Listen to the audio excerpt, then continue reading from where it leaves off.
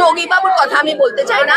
যে ভদ্রলোক মুখ্যমন্ত্রী হয়ে একটা রাজ্যের এসে বলতে পারে যে স্বামী বিবেকানন্দ বলেছিল যে তোমরা আমাকে রক্ত দাও আমি তোমাদের স্বাধীনতা দেবো, এর থেকে খারাপ আর কিছু হতে পারে না। বাংলার মানুষ মানে আমি তো ভাবছিলাম যে হে ভগবান কি দেখাচ্ছ আমাদের, মানে এটাও শুনতে হলো আমাদের যে স্বামীজি বলেছে তোমরা আমাদের রক্ত দাও।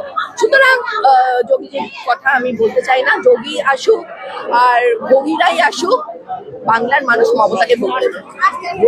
প্রধানমন্ত্রী নরেন্দ্র মোদী ঘুরে গেল, আমি যোগীজির কথা বললেন, আমি ভোগীজির কথা বললাম যে যোগীজি আসুক ভোগীজি আসুক। উনি ঘুরছেন, উনি ঝালমুড়ি খান।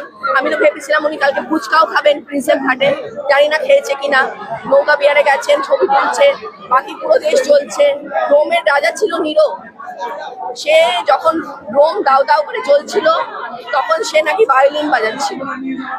আমার তো সেই দৃশ্যর কথা মনে হচ্ছে, মণিপুর দাউ দাউ করে চলছে আর আমাদের নরেন্দ্র মোদীজি উনি নৌকা বিহার করছেন।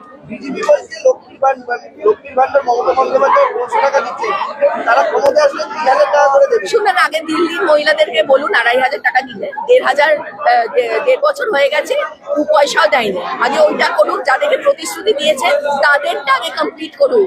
বিহারে 9-10 হাজার টাকা দিয়ে চটচলতি ইলেকশনের আগে মহিলাদেরকে এখন দিয়ে গিয়ে বলছে ওই টাকা ফেরত দাও। সুতরাং ওদের কথা আমি বিশ্বাস করি না। বাংলার মানুষও করে না, বাংলার মহিলারাও করে।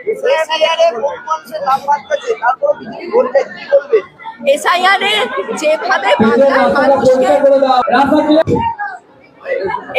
যেভাবে বাংলার মানুষকে হেনস্থা করা হয়েছে, অন্যায় অবিচার করা হয়েছে, ফার্স্ট